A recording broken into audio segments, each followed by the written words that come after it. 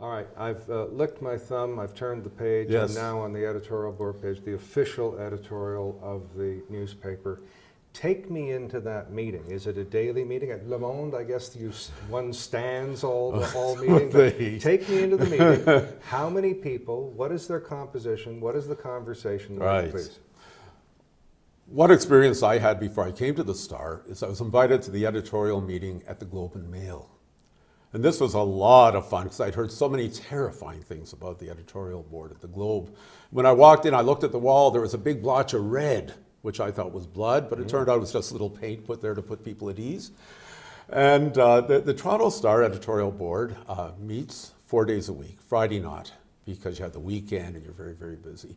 I think the most important thing to note about the content of the people, there will be members of the editorial board, but very important, there will be a channel to the newsroom.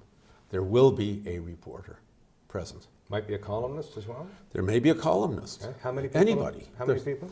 I've been at meetings, well, I've been at very large meetings where you had the chief of police, where you had the premier, where there may be 15 people sitting around the table, including the aides and the premier, whoever else is addressing. Does the editorial board on occasion call up the chief of police or the premier and say, we want to speak with you? Oh, absolutely. Okay. Absolutely. Or it can go the other way? It can go the other way. The premier or premier-elect or campaigning politician wants to see you. Absolutely. Wants to come in, and they do. Right.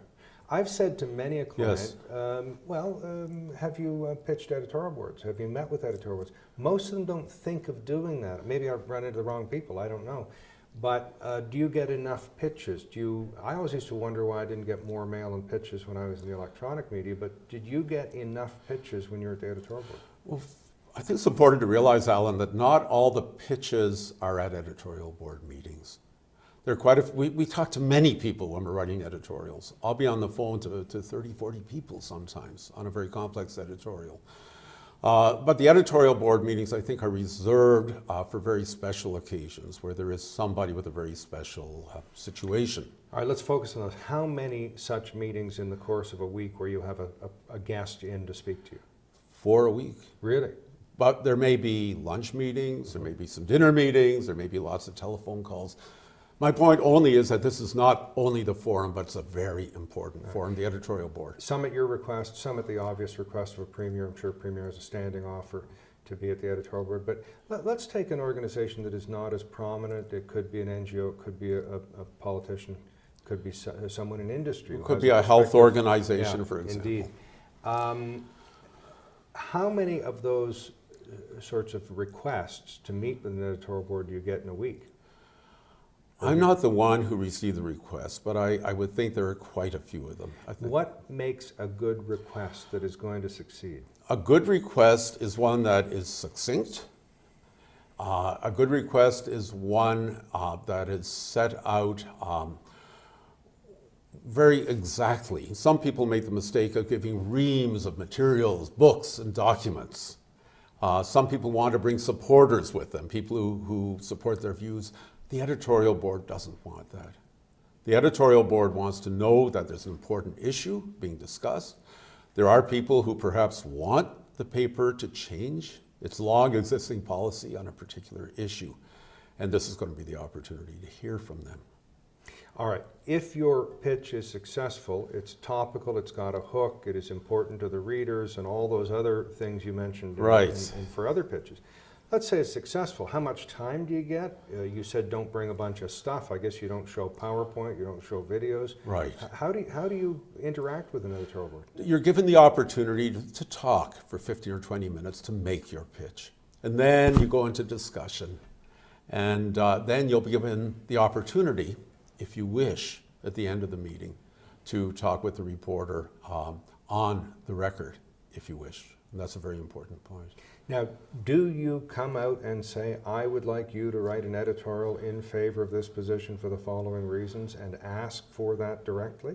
Do you, as the person seeking? Oh, absolutely. So don't hide while you're there. It's not just for vague educational purposes. Oh, no, not at all. And you're there presumably because you want the paper to adopt an editorial position.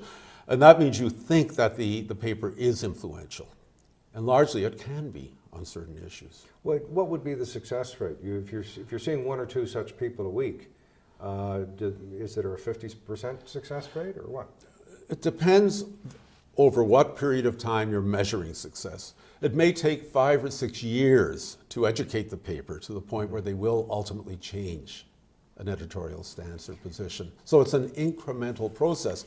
Although I have worked on editorials, I've written an editorial, for example, on young offender legislation, with one horrific provision in that editorial that was before the legislature, which allowed young people to be picked up and locked up and throw away the keys forever. I'm exaggerating a bit. So I would write the editorial, come into the legislature the next day, and everything would be there except for that provision. Immediate impact. Other editorials are more of an educatory process and more of a long-term process to try to bring the paper on side. Now, would you tell a story that I've heard you tell personally? You're an employee of the paper. Yes. You've worked there for many years. Yes. You've written probably hundreds of editorials and columns. At least. And you took years to convince your own editorial board to allow you to publish something. Would you tell that story? And it was automatic parole, I believe. This was a story that's interesting from a few angles. But as most of us know, in Canada, our parole system is based on serving your time, and if you behave well in the institution, a third will be removed. You can be freed after serving roughly about a third of your sentence. And I thought a long time about this particular policy, and I said, hey, wouldn't it be interesting? And of course, some people had called me up, professors, people who worked with prisoners. What about if we grant that time off right from the beginning of the process instead of the end, so that the onus would be on the inmate to behave and to earn, ultimately the release. If everything goes good, you are going to be released after 1/3. And I convinced the editorial board, and we ran the editorial. The next day, all hell broke loose. How long did it take you to convince them? Oh, right away. Oh, really? I Yeah. thought that took you quite a while. Oh, no, right away. But what was fascinating is the reaction. The next day, our phones rang off the hook. They were having heart failure in the minister's office, the aides, the bureaucrats, because we took such an interesting, off-the-wall, but sensible view. It would have upset the whole system, and it would have created wonderful mischief. And it made sense. But it just showed you how one of our editorials was being read and how it could get such an immediate reaction. All right, so part of your job is to listen to outside pitches. So Right. you go, yes, no, maybe, in the fullness of time, perhaps we'll consider this. The other job is to write both long and short editorials. Here is this newspaper's position on this issue. Exactly. How many of those did you do in a week? I would do sometimes 5 a week. Okay. Because we would tend to run 2 editorials or 3 editorials a day, and there were 5 people on the board. I want to relate a conversation I had with a client. Okay. I said, how many editorials have you written and pitched, or op-ed pieces have you written and pitched? Oh, well, we don't do many. We did one last fall. Why not? Oh, well, they're very time-consuming, they're labor-intensive, and so on. I turned to my colleague and say, how many unsolicited articles have you had published? He said 600. Yes. You say you did 1 a day. I'm astounded that members of the public and people with goodwill and good works don't write more of them, pitch them, and have them published. Why? Because otherwise you've got a blank page. I don't know why they don't. Probably there's an element of fear, there's an ignorance of the process, which I think should be addressed, like when you strip away the magic from the editorial process. And probably because people don't understand, for example, how every day we do an editorial. Within hours, that editorial is going to be distributed to every member of the legislature. The next day, every member of parliament is going to happen. And within 3 days, it's going to be around the world, at least before emails.